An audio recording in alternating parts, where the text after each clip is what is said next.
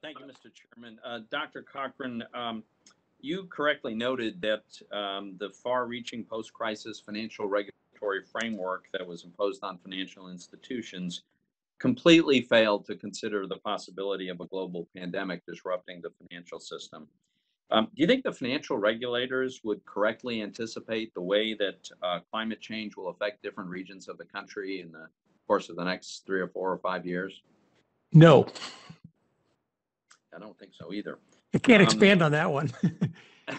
Nobody has any idea. Yes, no answer is okay. Let me ask you this. You also noted that central banks, and certainly the Fed, has no authority to steer credit to areas they like and to defund areas that they disfavor. Could you talk a little bit about some of the risks if the Fed were to take it upon itself to become an allocator of credit, even if it did so indirectly? Well, it's going to send things into whatever pet projects the Fed decides are fun and into things that it doesn't. I should clarify my previous answer. The reason is because there is no risk of climate within 4 or 5 years to different regions of the country. Risk means things you don't know what's going to happen. We know what the weather is going to be like for the next 4 or 5 years. And with respect to extreme weather events, to what extent do financial institutions already consider the applicable risks associated with weather? So, for instance, if you're a bank and you lend money for the development of condominiums on the waterfront in South Florida, do you think it occurs to that bank to think that maybe a hurricane will come along at some point? Yeah, there's a big confusion here of climate versus weather. And banks like that understand they're exposed to weather risks, and they understand what the big weather risks are, and they provision for them. And big weather events just have had no effect on our financial system and will continue not to have any effect on our financial system because people know that's coming. Thank you. Dr. Zeiker, your testimony recognizes the enormous complexities underlying climate models and projection. Is there any reason at all to believe that the Fed is in a better position to navigate these uncertainties and resolve these challenges as opposed to other public and private sector entities?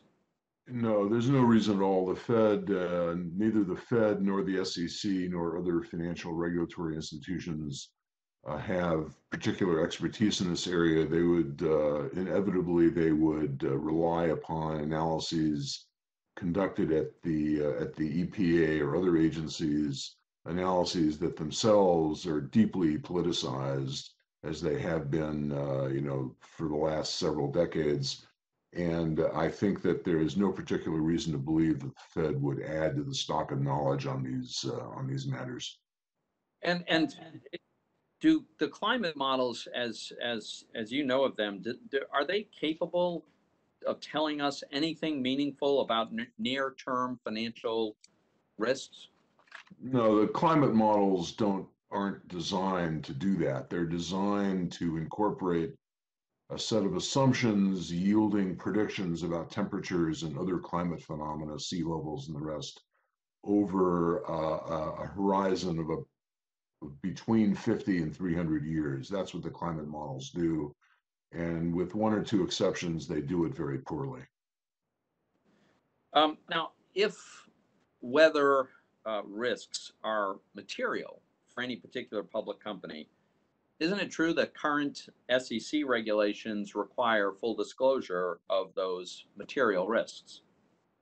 Well, I'm not really an expert on the SEC materiality requirements, but my understanding is that the answer is yes. If there is strong data suggesting that there's a risk to profitability, then the SEC framework requires that those be disclosed. And do you think it'd be a good idea for the SEC to require non-material risks, non-material in the sense that they don't bear any risk to the financial performance of the company?